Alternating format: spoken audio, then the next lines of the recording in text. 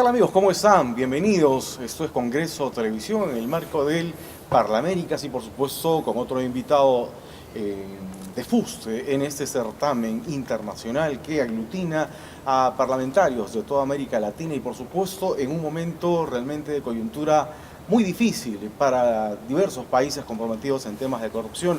El tema principal, valga la redundancia, que nos convoca hoy en el Congreso de la República en Lima, Perú, en ese evento tan importante. Estamos con Rodrigo Lara, el expresidente de la Cámara de Representantes de Colombia y nos acompaña hoy en Congreso Televisión. ¿Cómo está, Rodrigo? Bienvenido. Hola, Guillermo. Gracias por la invitación.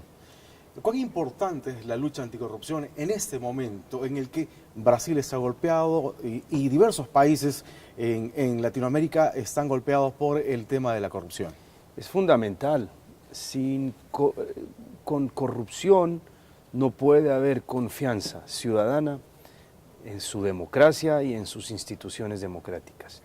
Y en el momento en que se rompe esa confianza ciudadana en sus instituciones, pues se desdibuja completamente la democracia, porque se rompen los principios sobre los cuales reposa la democracia, que es la confianza en la búsqueda o la satisfacción del interés común por parte de su democracia y sus instituciones. La idea es que siempre ha habido corrupción. De hecho, se menciona, digamos, desde los albores, Perú está a punto de cumplir el bicentenario. Sin embargo, digamos, hay data histórica de que la corrupción siempre ha existido. Sin embargo, en los últimos años esta ha saltado, ha salido a la luz.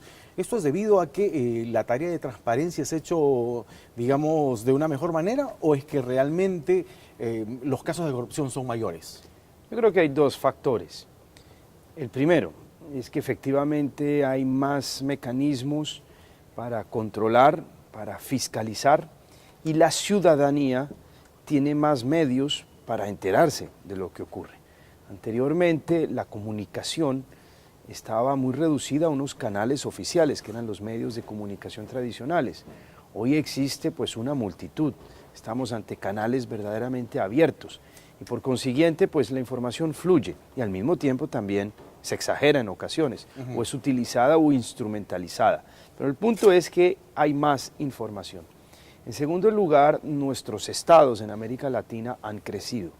Son estados más grandes, son estados que tienen más acceso a la financiación internacional y por consiguiente son estados que ejecutan más y hacen más. Y eso lleva a dos cosas. Primero, pues que los volúmenes de la corrupción aumenten. Y en segundo lugar, a que existan más peajes.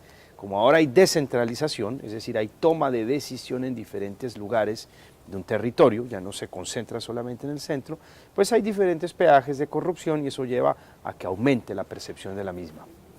Permítame, digamos, visualizar dentro del mapa de corrupción a Colombia, su país. ¿Qué tanto ha golpeado la corrupción a Colombia?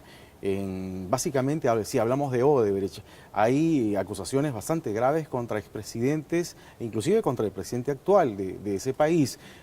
¿Cuán grave ha sido la situación y es en ese momento la situación de corrupción en el tema Odebrecht en Colombia? No, es supremamente grave. Odebrecht contrató en toda América Latina y Colombia no es la excepción.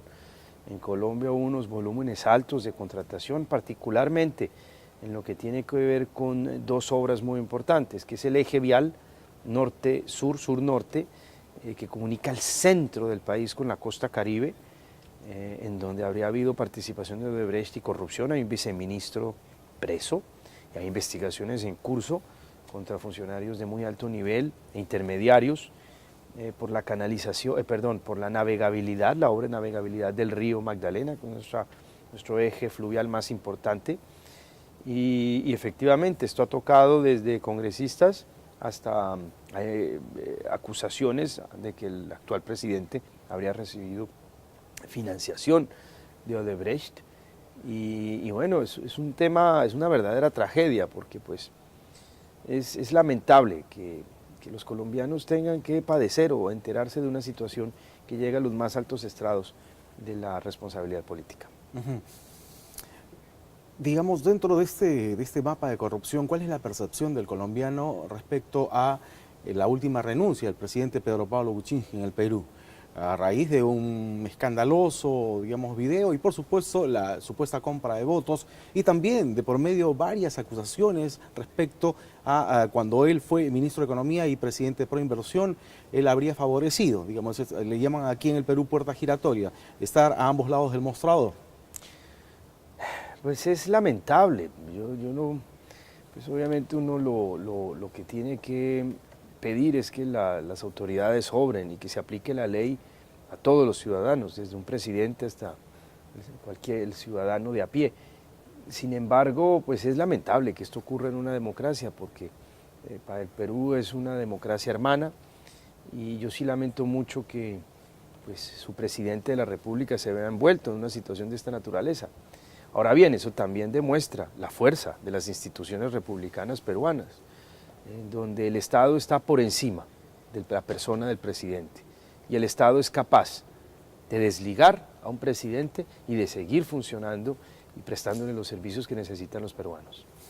Ahora bien, uno de los pedidos que se ha hecho en el tema inaugural de este evento ha sido precisamente uno el de la transparencia y otro el de trabajo mancomunado entre la sociedad civil y el Parlamento. En nuestro país el Congreso de la República no posee, digamos, no goza de un prestigio mayoritario entre la población.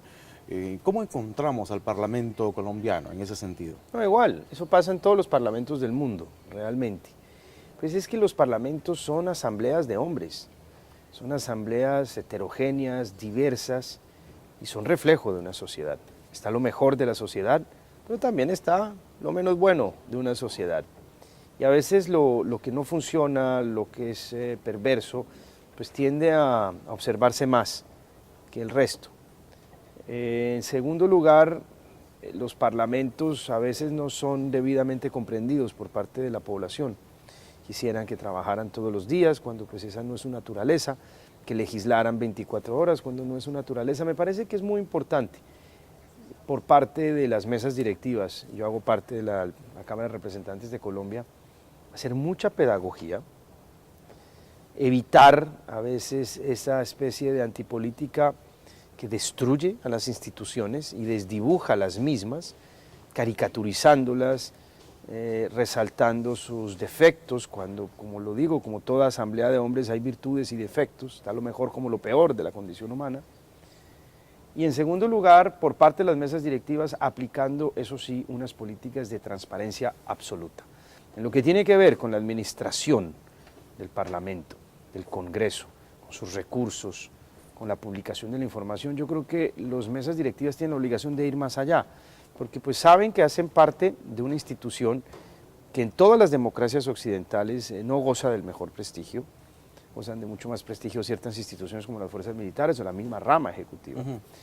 Entonces hay que ir más allá, y en lo que es la ejecución de recursos, la administración de los bienes y la publicación de la información se debe ser absolutamente intachable y muy transparente. Yo, perdónenme la publicidad que haga, pero en mi Cámara de Representantes, que presido, tenemos ya indicadores de 90% de transparencia en publicación de información.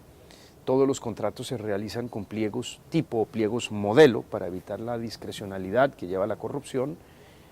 Ahí vamos, haciendo esfuerzos para que esto sea cada día más transparente y mejor. En nuestro país, a raíz de la última crisis presidencial, se han levantado voces de diferentes sectores de la población solicitando, digamos, el cierre del Congreso de la República, como ocurrió algunas décadas atrás, desconociendo, digamos, mecanismos constitucionales que se tienen que respetar.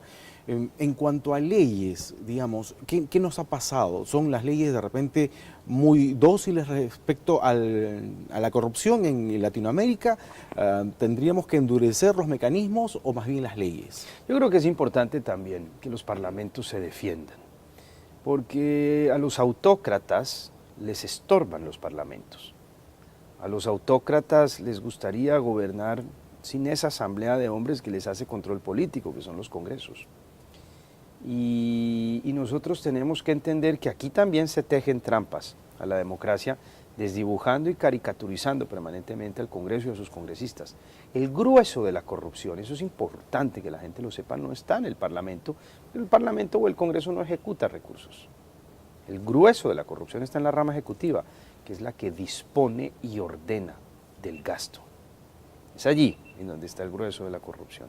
Y cuando hay corrupción en los parlamentos, generalmente se da por ofrecimientos de corrupción que provienen en muchos casos a través de partidas presupuestales por parte de la misma rama ejecutiva. De las tres ramas esta es la más débil, paradójicamente. La rama judicial tiene el poder de meter presos y quitarle la libertad a los hombres. La rama ejecutiva tiene la posibilidad de ejecutar el presupuesto que obtiene de los impuestos de los ciudadanos y dispone de fuerzas militares. La rama legislativa, ¿de qué dispone? De la lengua, realmente. Entonces, y tiene un factor de debilidad muy grande, y es que es una asamblea de hombres, en donde hay deliberación y hay opiniones políticas a veces convergentes, pero también divergentes. Entonces, eso es muy importante que la gente sepa.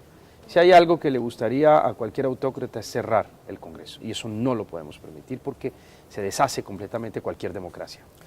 Rodrigo Lara, presidente de la Cámara de Representantes de Colombia, muchas gracias por su participación. Guillermo, qué gusto. Amigos, hasta aquí esta entrevista realmente importante, interesante con el señor Rodrigo Lara, precisamente decíamos, presidente de la Cámara de Representantes de Colombia. Ha estado dialogando, conversando a través de Congreso Televisión. Vamos a hacer una pausa muy breve y vamos a regresar con más aquí en Congreso Televisión en el marco de este Parlaméricas 2018.